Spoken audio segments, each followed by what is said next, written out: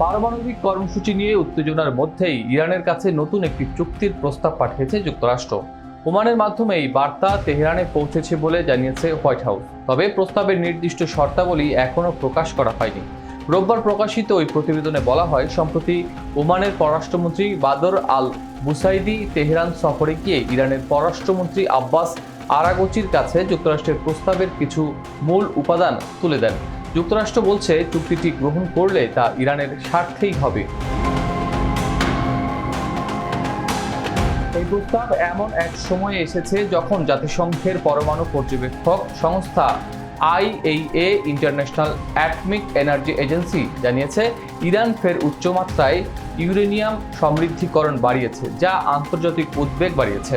সংস্থার তথ্য অনুযায়ী বর্তমানে ইরানের কাছে 60% মাত্রায় সমৃদ্ধ 400 কেজির বেশি ইউরেনিয়াম মজুদ রয়েছে, যা অস্ত্র তৈরির জন্য প্রয়োজনীয় 90% মাত্রার খুব কাছাকাছি। বিশেষজ্ঞদের ধারণা, এই ইউরেনিয়াম যথাযথভাবে পরিশোধন করলে অন্তত 10টি পারমাণবিক অস্ত্র তৈরি করা সম্ভব।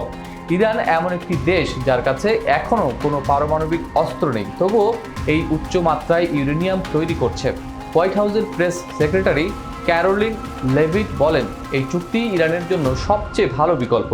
প্রেসিডেন্ট ট্রাম্প স্পষ্ট করে দিয়েছেন, ইরান কখনোই পারমাণবিক বোমা তৈরি করতে পারবে না। চুক্তি বিষয়ে প্রতিক্রিয়া জানিয়ে ইরানের পররাষ্ট্রমন্ত্রী আব্বাস আরাগচি সামাজিক যোগাযোগ মাধ্যম এক্সে লিখেছেন, আমরা এই প্রস্তাবের জবাব দেব আমাদের জাতীয় স্বার্থ ও জনগণের অধিকার অনুসারে। এদিকে যুক্তরাষ্ট্র, যুক্তরাজ্য, ফ্রান্স এবং জার্মানি IAEA বোর্ডে ইরানকে চুক্তি লঙ্ঘনের অভিযোগে আনুষ্ঠানিকভাবে অভিযুক্ত করার প্রস্তুতি নিচ্ছে। তবে ইরান এসব অভিযোগকে রাজনৈতিক উদ্দেশ্য প্রণোদিত ও ভিত্তিহীন বলে দাবি করেছে এবং হুঁশিয়ারি দিয়েছে, তাদের বিরুদ্ধে কোনো সিদ্ধান্ত এলে উপযুক্ত জবাব দেওয়া হবে।